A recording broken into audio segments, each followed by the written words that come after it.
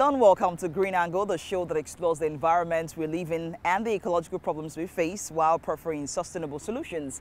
I am Ugochi Olibo. Today on the program we are in Uyo, Akwa Ibom State, the land of promise, and it's such a beautiful and green city. We're here to find out the young people and the persons who are involved in keeping this city clean and to conserve the natural ecosystem.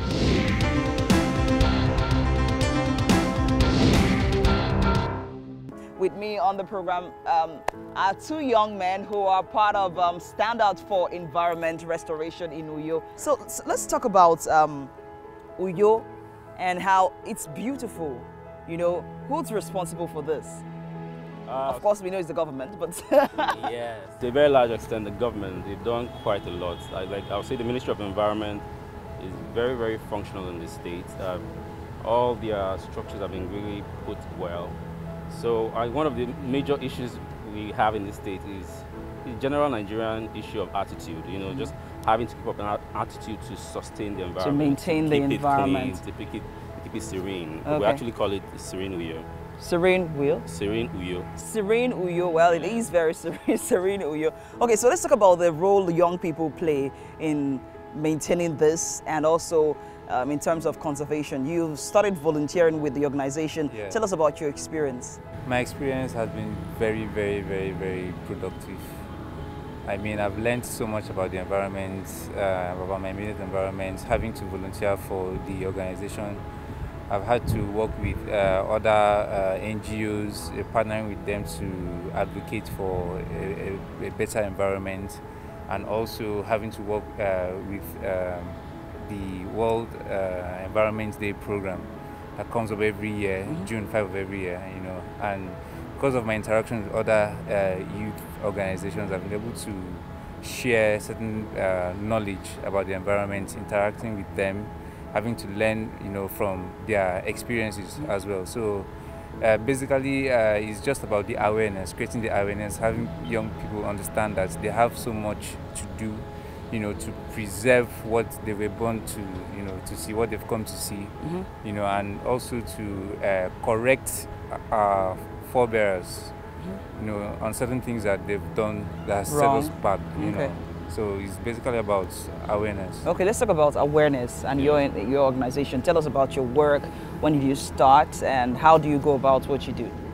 Okay, so Stand Up for Environment Restoration is a not-profit, community-based, volunteer-based organization. We're committed to raising awareness in the public generally, and then we also support actions by communities, individuals, to changing attitude towards the environment. So we started in 2010. We started in Port Harcourt. Like I said, I'm an air traffic controller. I work as an aviator. Oh, okay. So this is your side hustle. Not a hustle. Side work for the environment. Okay, yeah, give back to the environment. It's a give back. I don't believe I have to be a Bill Gates or Dangote to give back. You know, we all have it in our hearts. You know, whatever you have, God is best with you can use it to, you know, help your community. So that's my drive, pretty much. You know, so like I said, we started in 2010 in Port Harcourt. That's a long time, yes. 7 years now. Yes. Okay. And then we had like about 12 to 13 activities. We were almost monthly, and by monthly we'll come out. I started with just 11 of my friends. And it's like, come out, let's go out, let's talk to people, let's sensitize people about the issues of the environment. Climate change, like 5-10 years ago was a myth, you know, but right now it lives with us, you know. The temperature of the world, the globe, is growing at 2% every year, and project in 10 years, we're probably going to be out here in the sun like this, you know. So how do you talk to people? How do you get people to be aware of what these challenges are, what our future, what the threat of our future is? So that is why, you know, we came together, called a couple of my friends. We just had to dress up so people will not just think we're crazy people. So we'll go out on the street, pick up litter, you know, clean up a particular area, and then we talk to the people, sensitize them on the need to keep the environment clean. And then I know one thing for sure is, if you're trying to talk to people, if you don't show some form of concern, they will not pay attention to you. So we'll go ahead and buy bags and buy waste bags, bins, and then hands-on experience. Yes, and then be able to issue and say, okay, when we're talking to businesses, we go like, okay, have this basket. I mean, when it's bad or it's broken, please replace it, and just try and imbibe this attitude of keeping your environment clean. So that's how we've been able to go from one activity to other. And the good thing about our activities, we're fresh, we're innovative, we're creative. We give volunteers the opportunity to express their creativity. So our strategies are they're numerous. So we use entertainment, we use sports, we use creative art. The idea for us is, since we're not funded and we don't have money to give to the volunteers, we set up fresh activities that they would find interesting. Like, draw the young people in and be able to get them to commit to their environment. And then we've gone for 7 years now, came to Uyo in 2013, and the activities has gone from one top-notch to the other. We've been on TV stations. Top-notch, top-notch. Let's talk about the top-notch activities. Which has stood out for you? Well, for me, every activity, to be very, very frank, because it's new, it's innovative, like you said. And when the NGO was launched here in Uyo, we started with what we call environtainment, you know, and it was here at this venue. You know, we had skaters, cyclists come around, you know, basketballers, DJs, artists, you know, something to, you know, draw in youths and innovative minds. And we had the slam dunk your trash.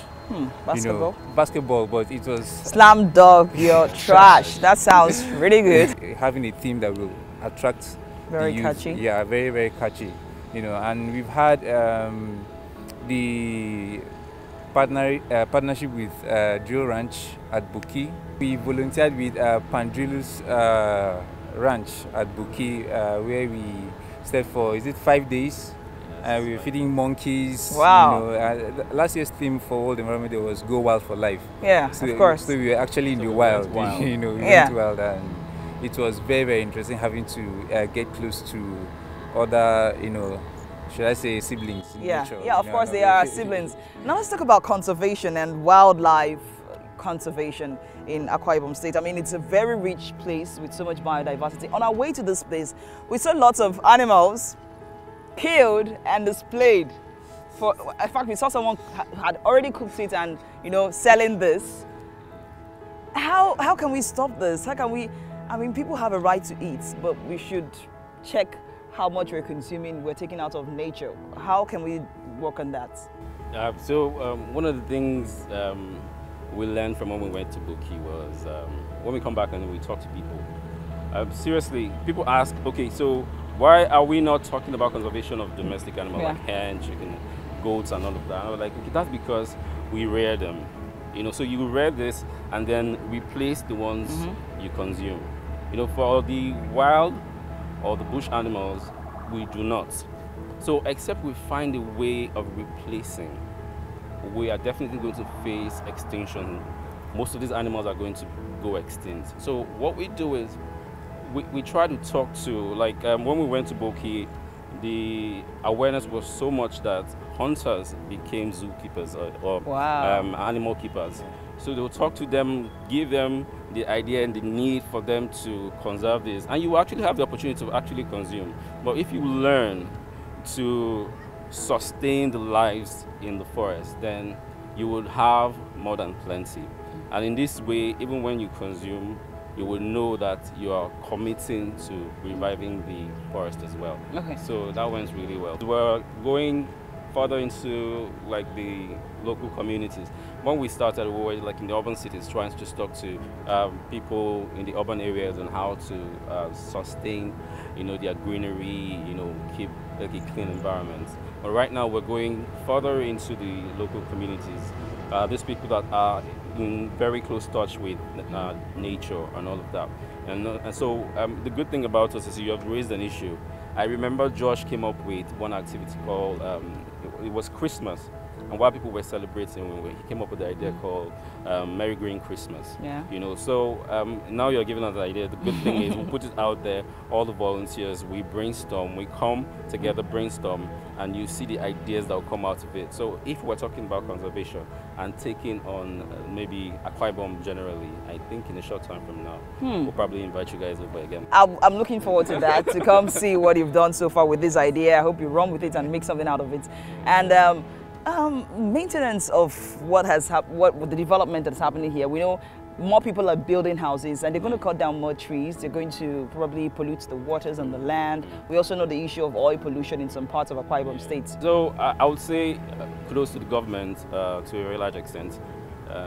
They have tree planting projects that are ongoing. So while the quest for urbanization is going on, they're thinking of how to put more trees and try and, I think there are conservative areas are coming up here and there. We have to still research more. Whether or not we like it, there's actually like a paradigm shift. And as this is happening, all we have to do, like I used to tell a lot of the volunteers, is let's do more research. Let's see what more we need to replace the things that are going out. And so you might say, we cut down this tree, the trees that we're planting is not going to add more value. But right now, when you do a lot more research, you find out more plants that put more value to nature than we actually take. Everywhere is really green, and so we hope that this will be an example to many other states to develop more sustainably, to develop in harmony with nature. I think daily we wake up and then we see one structure or the other, and then you imagine what's happening to our nature and why is it receding. But if you have a system with a plan, especially an environmental plan, and they are trying to match up the urbanization, I think to a very large extent we should encourage it. Government, they really don't have all these solutions.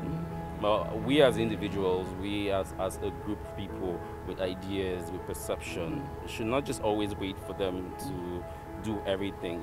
I think that's the inspiration in our organization. Almost everybody that comes to join, they see the need for individual contribution, for group contribution, without necessarily bringing the government in. And I think, whether or not we like it, years from now, our children are probably going to ask us questions like, oh, these things were happening in your generation, what did you do? What did you do? We waited for the government. I don't think I want that to be my answer.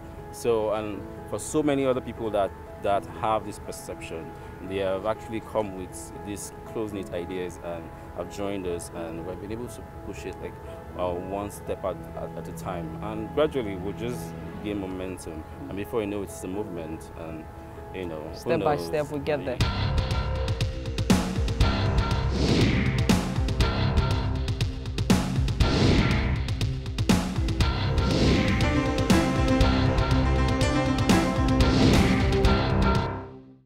We realized that there's a problem that the town is faced with as regards waste. Okay. Yes, there's a whole lot of reusing being done in the state. As in, people collect them to reuse them for palm oil. Yeah, for palm oil, for soap. They use them for soap, liquid soap, homemade soap. Yes, homemade soap. So, but after that, what happens? Nothing. Yeah. It's been sent to the dump site, where it's non-degradable. This could stay in the dump site for years, 500 to 700 years in the dump sites. And then we now realize that if we continue doing that, that means that we'll be citing dump sites in almost every locality. Every community will be having dump sites, mini dump sites. And not only that, most of the flood we're having right now, they are mainly man-made flood. We find this in drainages, blocking our drainages and causing flood. And so that was where the need arose, that something has to be done. That's where we started collecting them. What's interesting is that you do not live in Uyo. I'm trying to understand that, but you come in every long holiday, as you say, with your children, and you started this project just 1 month ago because of the holiday, and you thought of doing something. What inspired that, and how do you hope to manage this whole thing from the city where you are and working in Uyo, your home state? Apparently, it's not an easy task, I must confess. But I think that this idea or this serene that I have anytime I'm coming home, or anytime I'm looking forward to going home, it is peaceful, nice serene that we have. The picture we have is of a clean environment. But of late, we're seeing a whole lot of, unfortunately, mini dump sites Yes, we have receptacles being kept on the road where they dump it. A whole lot of people argue that, yes, no, I'm not part of those people that dispose their waste inappropriately. They'll tell you they dispose, but after it's been disposed, the next second it rains, where does it end? Most definitely it ends in the drainages and it's causing havoc to our people. And so that's just where I was like, no, I have to do something. You know, it's not just me doing it. It's also getting people to also get, be a part of what I'm doing. And that is where we have people voluntarily. We have so many coming voluntarily to drop it. Even some people that, because we also have incentives that we give to some people. It's not easy to get this from, some are not, it's not all that from home. People are yet to change that habit of collecting or separating their waste from home, in which we are hoping to educate our people that we should be separating it from home, thereby making it very easy for it to be collected from wherever it is. Okay. But I want to ask you, beyond this, what happens after this? After you've collected it, what do you do next? Do you just dump them here for now?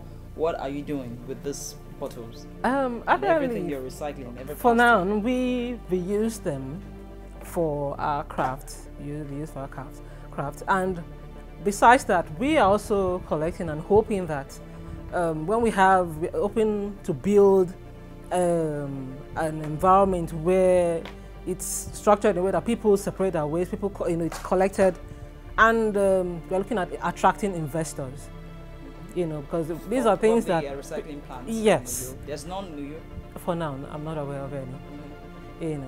So we are looking at attracting investors that would see a system that is working and also queue into that. We are looking at even our government coming up with policies that would also tackle issues like this. So it's not just collecting effort, but there are so many things, and the benefits of recycling or the opportunities that it brings, it cannot be overemphasized. The job opportunities that are there as regards recycling. So that's what we hope to achieve, and even more. And what are the projects you're carrying out all about? Yeah, so the Kid Cycle, yes. The farmers, tell us more about this project. The Kid Cycle is where we intend to catch them young. We're looking at educating our young children. Yes, it's difficult for you to teach us adults to do things like this, separate our waste, but when we teach our little children this, habit of separating their waste, disposing appropriately, and they grow with it, it will stick with them. Yes, it's unfortunate that our generation may have been gone, but as parents or even as elderly ones, we also learn from our children. We learn from the little ones, and so it's easy for them to come back home and like, oh, they taught me this and this, and and we also take part in whatever they're doing. And so that's where we intend to catch them young, educate them to let them understand how best to dispose their waste, what are the dangers, and in their own little way, how the best for them to understand it in their own little way. And not only them, to the other youth for green economy, where we intend our youths to be aware. Yes, they may have grown past the Kid Cycle where we educate them on the little things, but as youths, there are other opportunities that that recycling has. We have green skills, green jobs, green entrepreneurship, for our youths. Okay. And the farming? Yes, green farming.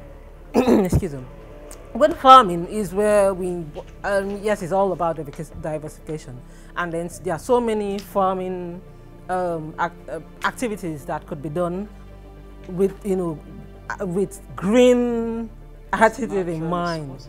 Yes.